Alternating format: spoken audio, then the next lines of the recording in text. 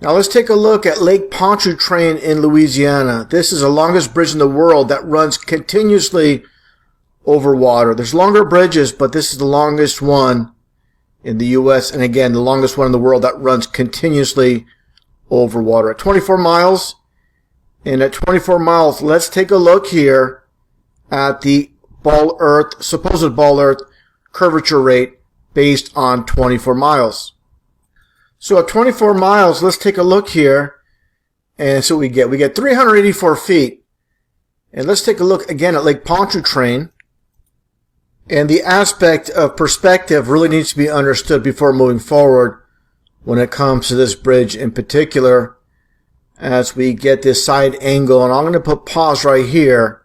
And as you can see, the concrete pilings as you move your way along the bridge. And obviously, when you get towards the end, it appears it's actually in the water. And this is, again, about perspective.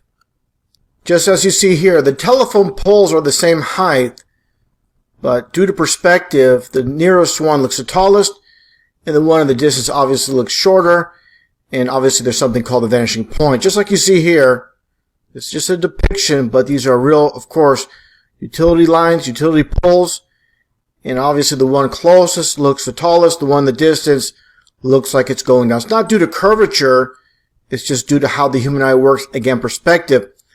Just like the sun, how it works in the sky. It doesn't sink per se.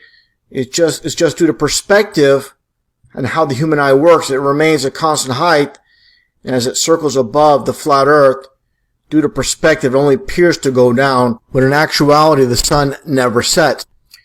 And take a look at this footage out at sea with a digital camera zooming in at the sun when it appears to be setting, and you zoom in and it comes back into full display. This shows without a shadow of a doubt that the sun doesn't actually set. It's just due to perspective, like I showed earlier. Clear as day. Same exact concept with the utility, the telephone poles, and as I demonstrated here in this model. So these models that are shown match our observed reality as well. Now getting back on topic with Lake Pontchartrain, again at 24 miles, which would calculate at 384 feet when it comes to the so-called curvature rate.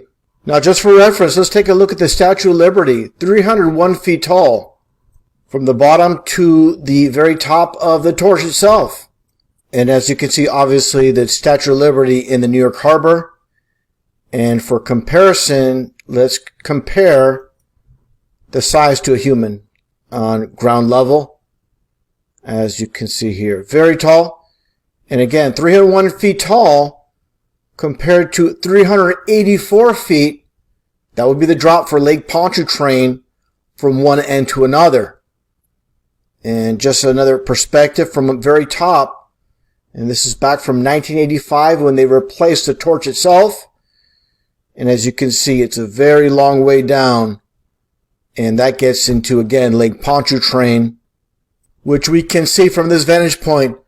Obviously very flat as a pancake. And again, due to perspective, the concrete supporters, the pilings, as you can see, they appear taller here. In the distance, they appear to be in the water itself. And this is, again, due to perspective and how the human eye works. And for reference, an overhead view of Lake Pontchartrain and the bridge itself. And let's get to this time-lapse footage. As you can see here, I inserted, just for reference, the Statue of Liberty in the water itself. Now you tell me, is there any deviation in the bridge itself that would quantify 384 feet of curvature? Again, the Statue of Liberty itself at 301 feet, and all we see is flat water. And this bridge, for the most part, there are peaks and valleys, as you can see right here. And that's not due to the so-called curve of the earth. That's just based on the bridge construction itself. And I guarantee you, if you ask the engineers who constructed this bridge itself, if you ask them, did you put the curvature of the earth into consideration when building this bridge, and they'll look at you like a deer in headlights. they'll have no response whatsoever because they obviously do not calculate the so-called curvature of the earth when they constructed this bridge. And again, there are some peaks and valleys in this bridge. There's ups and downs, but nothing in the realm of a 384-foot drop when it comes to the so-called ball earth. I'll play this a little bit more. Again, this is a time lapse, obviously, but this is a 24-mile bridge, so it's going to take a little bit of time to get to the very end, but we're getting there. And again, no way there's nearly a 400-foot drop from start to finish. Flat as a pancake, no doubt whatsoever. We live on a flat earth. Not only that, it's obviously stationary, God created, and again, unfortunately, the majority of society has been brainwashed, blinded by science, and anytime you present the truth, no matter how objective the proof is, it'll be denied, it'll be ignored, because that's how powerful the programming is. Tell us what emotions you had. Well, when I was standing outside that capsule, it was a very quiet and peaceful moment, you know. At that moment, you look at the world, and it looks very fragile. You could see the curvature of the earth. You've been lied to by textbooks, and that dude who jumped out of a perfectly good balloon, what's his name? Felix Baumgartner, he would have been about 2 millimeters above the surface of this globe. That's his edge of space jump.